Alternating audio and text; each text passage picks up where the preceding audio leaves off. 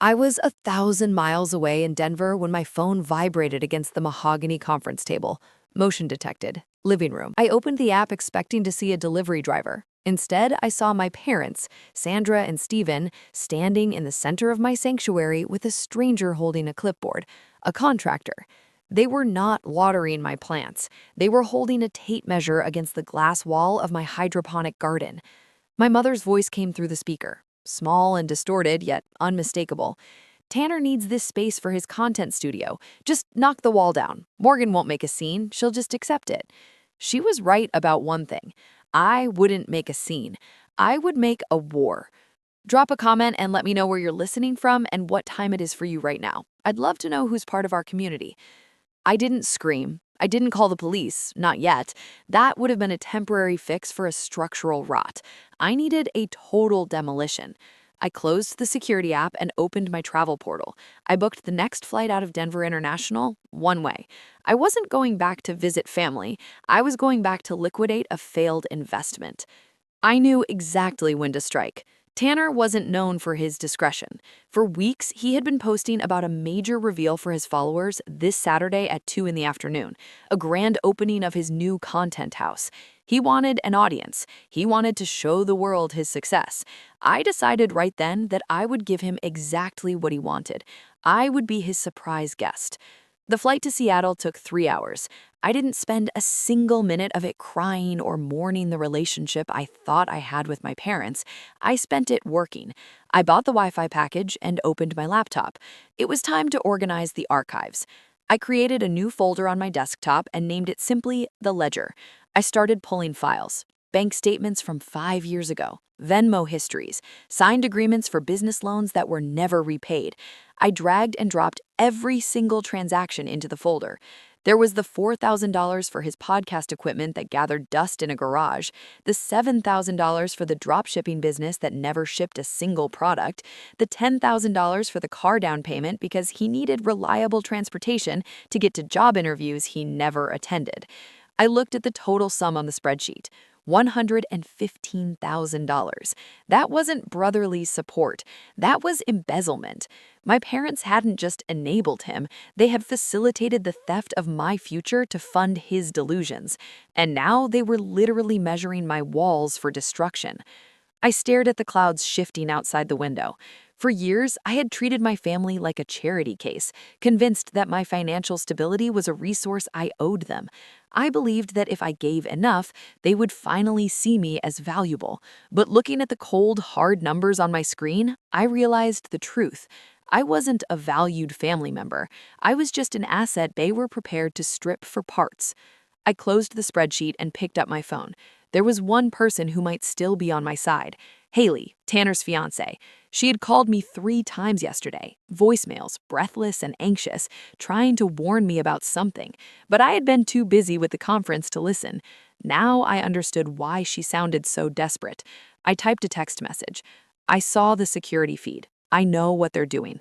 I'm landing in 2 hours. Do not tell them I'm coming. Meet me at the airport. 3 dots appeared instantly. Then a reply. Thank God. I have documents you need to see. It's worse than you think. I turned off my phone and leaned back against the headrest. The anger that had been burning in my chest cooled into something solid and heavy, like stone. I wasn't afraid of the confrontation anymore. I was looking forward to it. They wanted to break down my walls? Fine, but they forgot that I was the one who built the foundation, and I knew exactly where to place the charges to bring the whole thing down. I sat in the rental car 3 blocks away from my own driveway, watching the digital clock on the dashboard tick toward 2 o'clock. My laptop was open on the passenger seat, the screen glowing with the spreadsheet I had named The Ledger.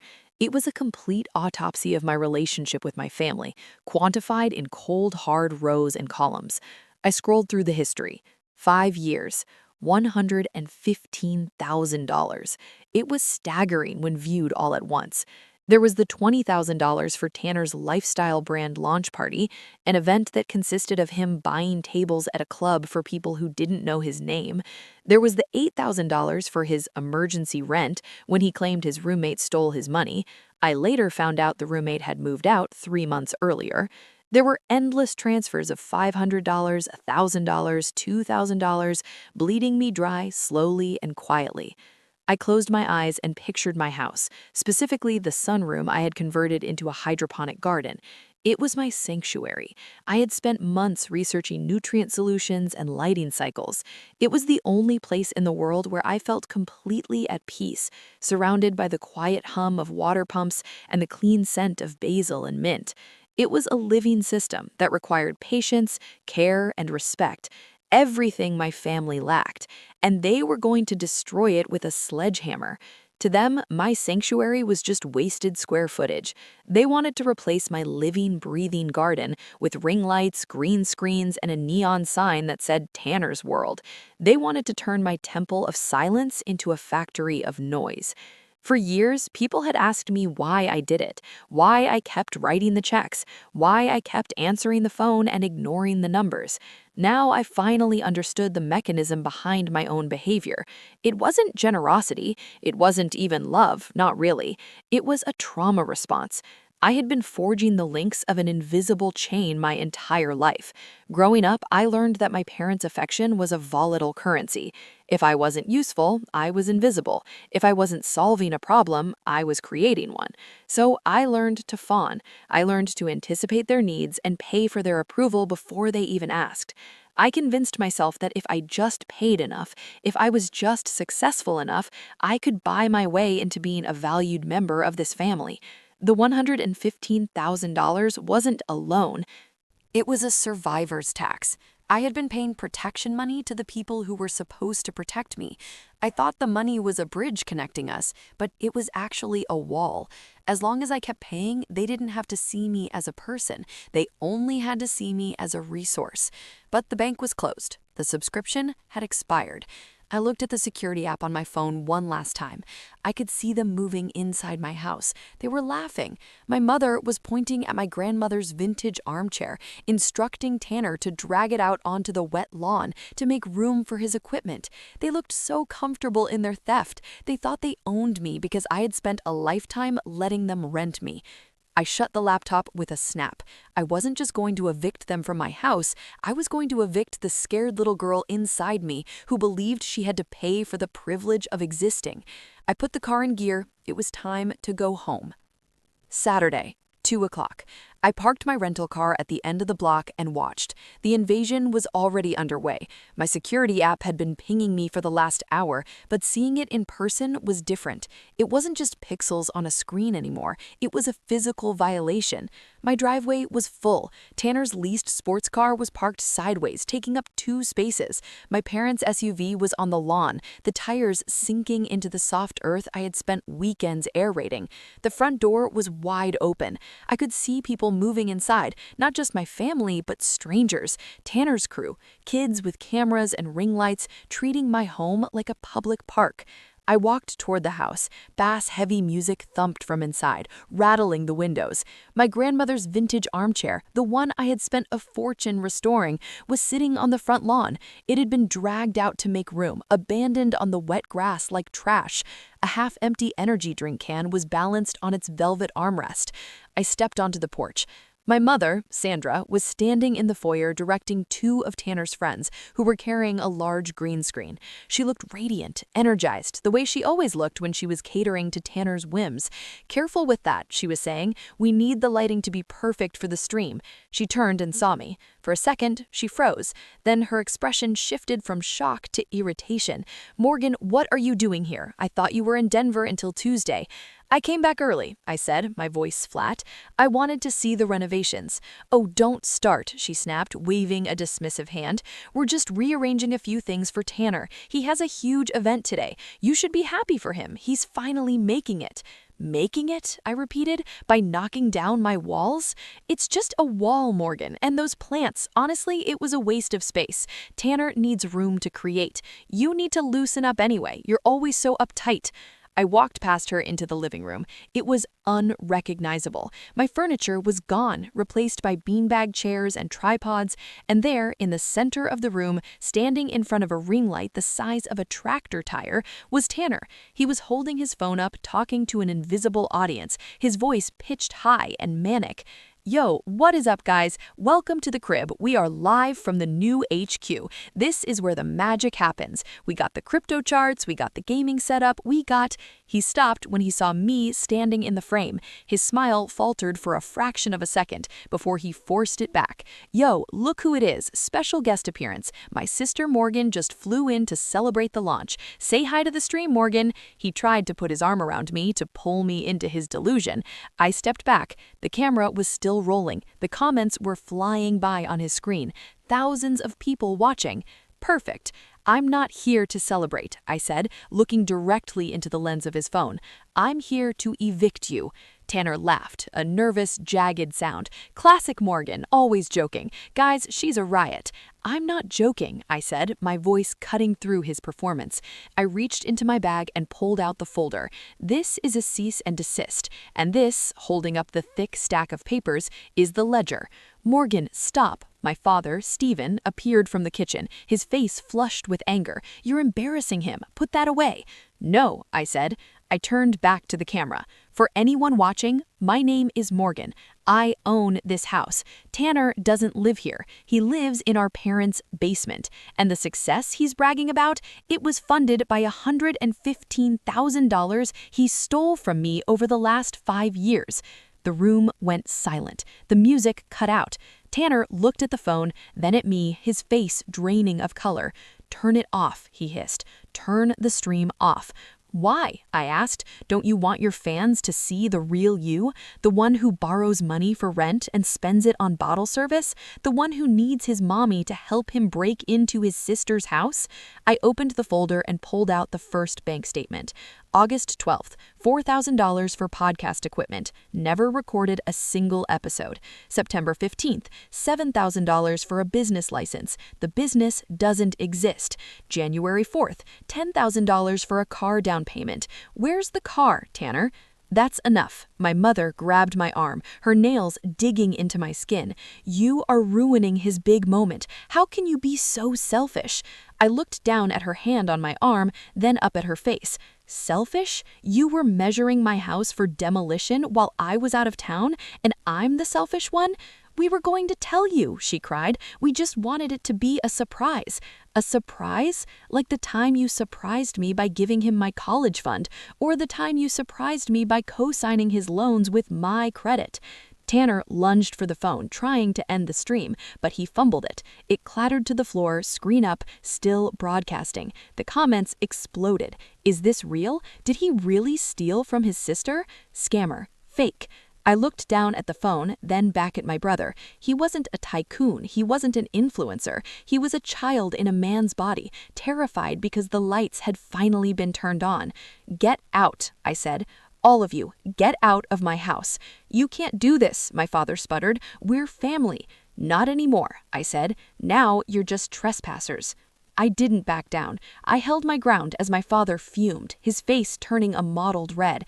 But before he could launch into another defense of his golden boy, the front door opened again. Haley walked in. Tanner's head snapped up. Babe, what are you doing here? Tell them to leave. Tell them they're ruining everything. Haley didn't look at him. She looked at me, gave a small, grim nod, and then walked into the center of the room. She was holding a manila envelope. She looked calm, but her knuckles were white where she gripped the paper. I'm not here to help you, Tanner, she said, her voice trembling slightly but gaining strength with every word. I'm here to end this. And what? Tanner laughed nervously, glancing at the phone on the floor as he realized the stream was still live to thousands of people. Babe, come on, not now. Yes, now, Haley said. She opened the envelope and pulled out a document. It was thick, legal-looking. Do you recognize this? Tanner squinted at it, and then his eyes went wide. Panic, real and raw, flashed across his face. Where did you get that? From the glove box of your new car, Haley said. The one you told me you bought with your crypto gains. The one you said was paid off in full. She held the document up to the camera on the floor, then turned it toward my parents. It's a lease agreement for a $68,000 luxury SUV, but look at the signature at the bottom. My father squinted at the paper. That says Morgan. Exactly, Haley said. He didn't buy the car, he leased it. And he forged Morgan's signature as the co-signer because his credit score is garbage. I felt the air leave my lungs. I snatched the paper from her hand. There it was, my name, scrawled in handwriting that tried too hard to look like mine, but carried the telltale jagged loops of Tanner's script. He had committed identity theft against his own sister. "You forged my signature," I said, my voice barely above a whisper. "You stole my identity." "It was just a cosign," Tanner shouted, desperate. "I was going to pay it back once the crypto course took off. I was going to pay it all back with interest. You guys just don't have any vision." "Vision?" I said. "You bankrupted your own parents. You stole my identity.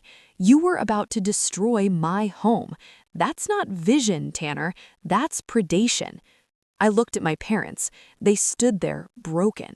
The son they had protected, the son they had chosen over me time and time again, had devoured them, and they hadn't even felt the teeth until it was too late. "Get out," I said. "Again. All of you. Now." My mother looked at me, tears streaming down her face. "Morgan, please, we didn't know." "You didn't want to know.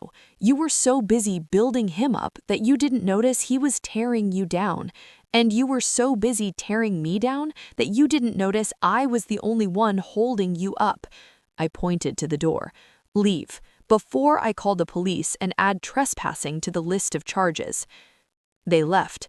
My father stumbling like an old man, my mother sobbing, Tanner running out to his leased car that was about to be repossessed. Haley stayed behind for a moment.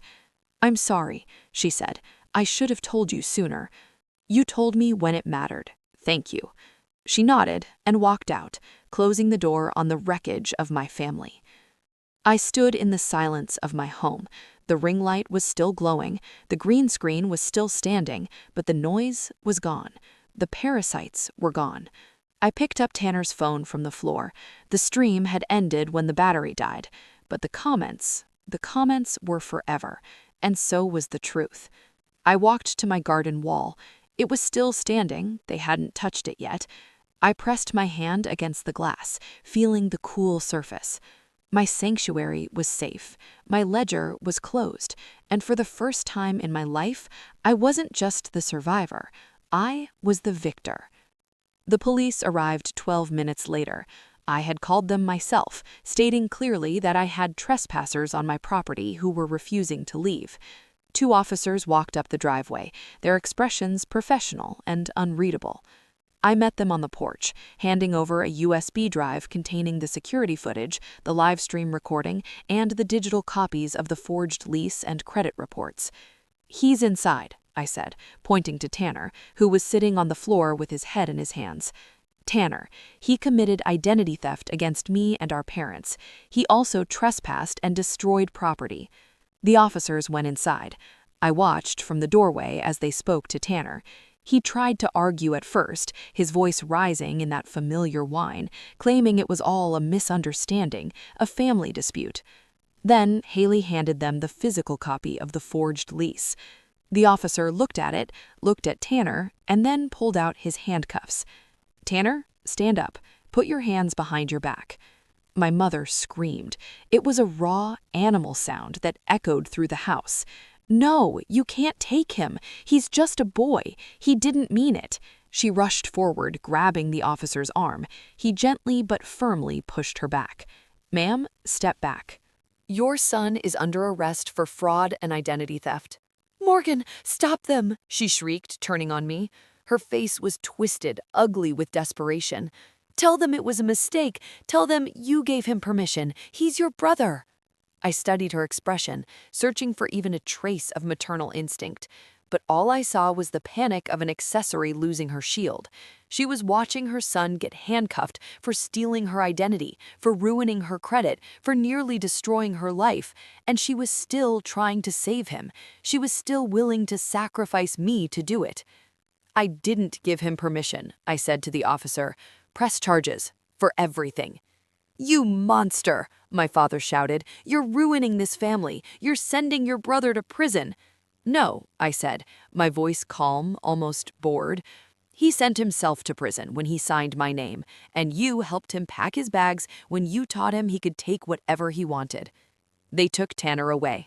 He was crying now, begging, looking at me with wide, terrified eyes. I felt nothing. No satisfaction, no pity, just the cold, clean feeling of a debt being settled. My parents stayed behind, huddled together in the living room amid the wreckage of their son's failed empire. They looked small, defeated, and then, inevitably, they turned their anger on me. "We're going to lose the house," my father said, his voice trembling. "Because of those credit cards. We can't pay them. We'll be homeless, and it's your fault." "My fault?" I asked. "Did I open the cards? Did I spend the money?" "You called the police," he shouted. "We could have fixed this. We could have worked something out. Now he has a record. Now we have nothing." I looked at them, and suddenly I understood. It wasn't just denial. It was survival.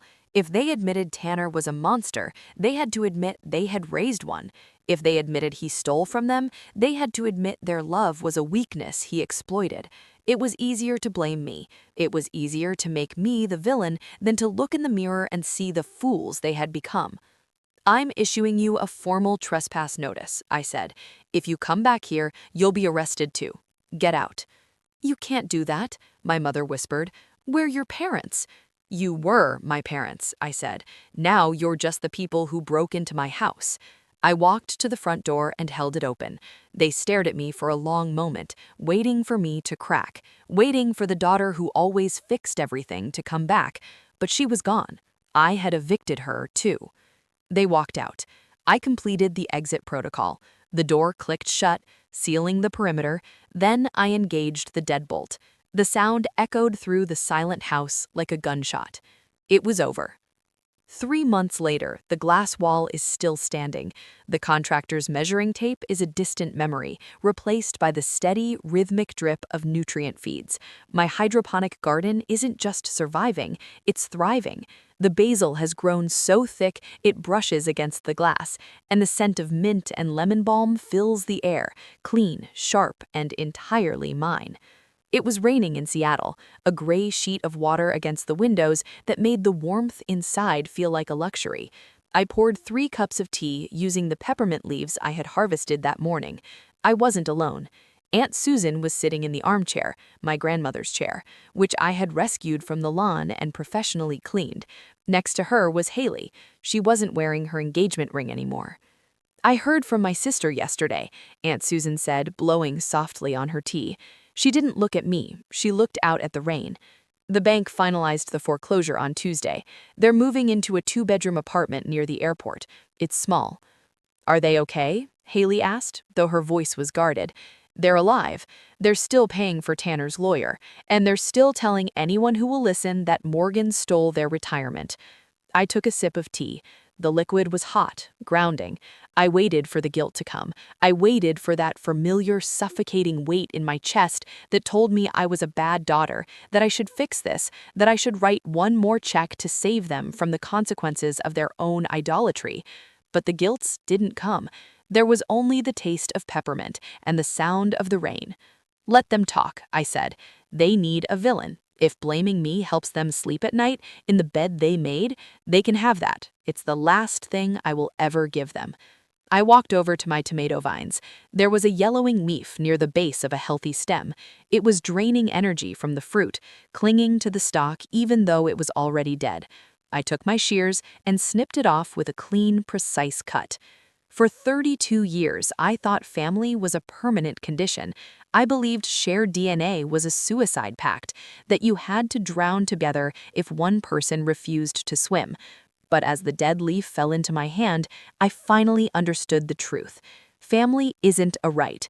It's a title that must be earned every single day. Biology makes you relatives. Respect makes you family.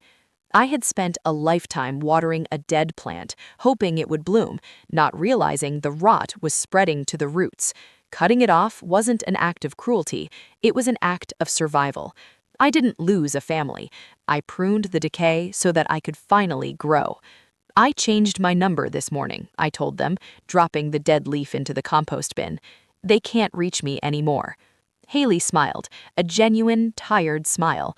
Peace looks good on you. It does, I said. I looked around my home.